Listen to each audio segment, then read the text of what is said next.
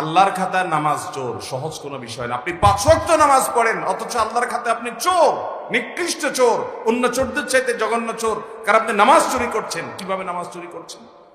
এই দিকটা যদি আপনার ঠিক না হয়, ভালো করে কান খাড়া করে শুনে রাখেন, আপনার নামাজ পর্যন্ত বাতিল হতে পারে, নষ্ট হতে পারে, ফাসেদ হতে পারে, নামাজ হবে না, হবেই না আইনগতভাবে। ওই নামাজ আবার পড়া লাগবে, এরকমও হতে পারে যদি বাহির ঠিক না থাকে। নামাজের কোন ত্রুটিটা নিয়ে আপনারা সবচেয়ে বেশি চিন্তিত? নামাজের মধ্যে আমাদের অনেক ত্রুটি হয়, তাই না? এর মধ্যে সবচাইতে বেশি চিন্তিত কোন ত্রুটিটা নিয়ে?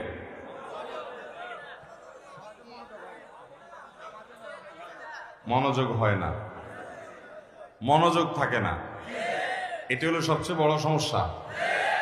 সবাই একমত? এর চেয়ে বড় কোনোটা আছে? এটাই বড় সমস্যা, তাই না?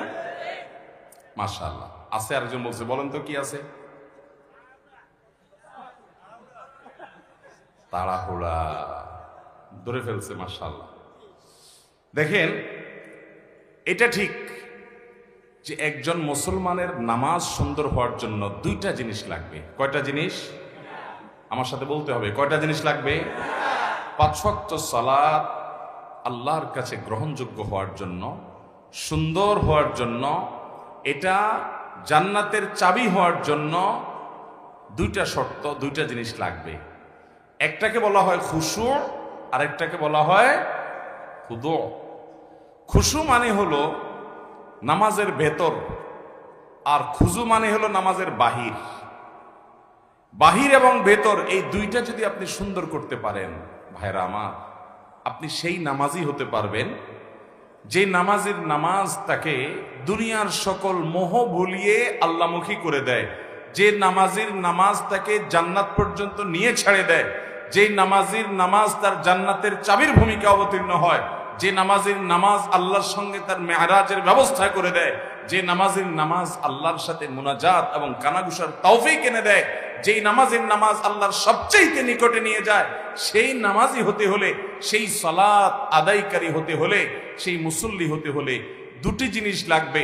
একটা হলো খুশু, আরেকটা হলো খুদু। একটা হলো সালাতের বাহির, আরেকটা হলো সালাতের ভেতর। আমরা সাধারণত সালাতের ভেতর নিয়ে আলাপ আলোচনা শুনি এবং সেটার গুরুত্ব যে অপরিসীম সেটা বলাই বাহুল্য। আল্লাহ কোরআনে বলেছেন 18 নম্বর পারার সূরা মুমিনুন, প্রথম সূরার প্রথম দিককার আয়াতে আল্লাহ বলেছেন, ক্বাদ আফলাহাল মুমিনুন আল্লাযীনা হুম ফি সালাতিহিম খাশিউন। ওই ঈমানদাররা সফল হবে ভাই, ওই ঈমানদাররা সার্থক হবে যাদের সালাতের মধ্যে খুশু বা মনোযোগ থাকবে। নামাজে মনোযোগ না থাকলে সে নামাজটা নিষ্প্রাণ নামাজ, সে বিষয়ে বলাই বাহুল্য।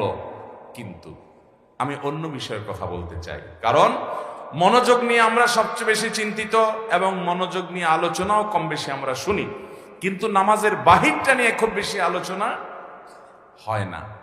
ভেতরটা আমাদের ঠিক নাই, মনটা ঠিক থাকে না, এটা নিয়ে আমরা পেরেশান আছি, সেটা ঠিক, এবং পেরেশান থাকতে হবে, সেটাকে ঠিক করতে হবে, মনোযোগটা আল্লাহর দিকে আনতে হবে, এটা ঠিক আছে। কিন্তু নামাজের বাহির নিয়ে যে আমাদের কোনো চিন্তাই নেই, অথচ 2টার সমন্বয়ে নামাজ সুন্দর হয়, এবং আমরা অনেকে জানিও না নামাজের বাহির সুন্দরের জন্য কি করতে হবে। মোহতারাম হাজরিন, নামাজের এই বাহিরের দিকটাকে বলা হয় খুদু, ভেতরের দিকটাকে বলা হয় খুশু, আর বাহিরের দিকটাকে বলা হয় খুদু। এই নামাজের খুজু যেটা বাহিরের দিক, এই দিকটা যদি আপনার ঠিক না হয়, ভালো করে কান খাড়া করে শুনে রাখেন, আপনার নামাজ পর্যন্ত বাতিল হতে পারে, নষ্ট হতে পারে, ফাসেদ হতে পারে, নামাজ হবে না, হবেই না আইনগতভাবে। ওই নামাজ আবার পড়া লাগবে, এরকমও হতে পারে যদি বাহির ঠিক না থাকে। আপনার যদি ভেতর ঠিক না থাকে, তাহলে নামাজটা আল্লাহর দরবারে গ্রহণযোগ্যতার লেভেল পাবে না, মর্যাদা পাবে না, ঠিক। কিন্তু আইনত কাগজ কলমে আপনার নামাজ হয়ে যাবে। মনোযোগ যদি আপনার না থাকে, তাহলে নামাজ কি ভেঙে যাবে? কথা বুঝেন নাই? নামাজ ভঙ্গের কারণগুলোর ভিতরে মনোযোগ না থাকা, এরকম কিছু শুনছেন? কিন্তু নামাজে তাড়াহুড়া করার কারণে, নামাজের যে খুশুর পাশাপাশি খুজু যেটা, সে খুজু রক্ষা না করার কারণে এমনও হতে পারে যে আমার সালাত হয়ই নাই, হবেই না, আবার পড়া লাগবে, এমনও হতে পারে। কিন্তু আমরা বেশিরভাগ মুসল্লিরা এই সম্পর্কে খুব একটা আমাদের জানাশোনাও নাই, আলোচনাও নাই, সব ঘুরে ফিরে আমরা খুশুর দিকেই যাই। হ্যাঁ ঠিক, খুশু তো থাকতেই হবে, কিন্তু মনে রাখবেন আপনি যদি খুশু শতভাগ ধরে রাখার চেষ্টা করেন, হয়তো 80 ভাগ, 70 ভাগ, 90 ভাগ, কেউ 50 ভাগ, কেউ হয়তো 20 ভাগ, কম বেশি এরকম আপনি খুশু ধরে রাখতে পারবেন। আপনি শতভাগ নামাজে মনোযোগ কখনো পরিপূর্ণভাবে ধরে রাখতে পারবেন। নামাজের মধ্যে নামাজের বাহিরের দিকে মন চলে যেতে পারে, আমাদের উচিত হলো সেটাকে সাথে সাথে ধরে নিয়ে আসা। আমাদের নবী করিম সাল্লাল্লাহু আলাইহি সাল্লাম একবার ইমামতি করছেন মসজিদে নববীতে।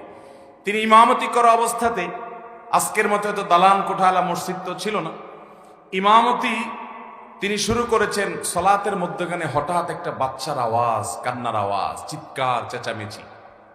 নবী করিম সাল্লাল্লাহু আলাইহি সাল্লামের বুঝতে বাকি থাকলো না যে কোনো বাচ্চার মা এই জামাতে পেছনে মেয়েদের কাতারে সামিল হয়েছেন, যার কারণে বাচ্চা কাঁদছে আশেপাশে কোথাও।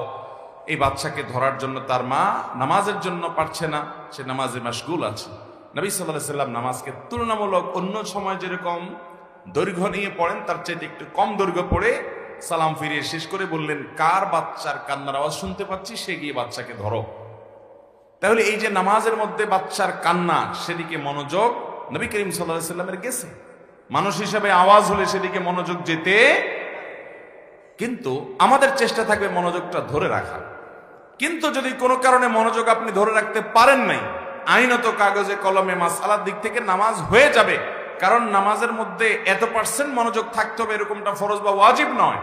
আবার কেউ ভুল বুঝবেন না, তাহলে মনোযোগের দিকে খেয়াল করার দরকার নাই। মনোযোগ দিকে খেয়াল করতেই হবে, নাহলে সফল মুমিন হবেন না, জান্নাতুল ফেরদাউসে যেতে পারবেন না। সেই চেষ্টা করতেই হবে, কিন্তু আপনি চেষ্টা করলেও একেবারে শতভাগ মনোযোগ যে ধরে রাখতে পারবেন সেটা জরুরি না, সেটা সম্ভব না, কিন্তু আপনার চেষ্টা থাকতে হবে।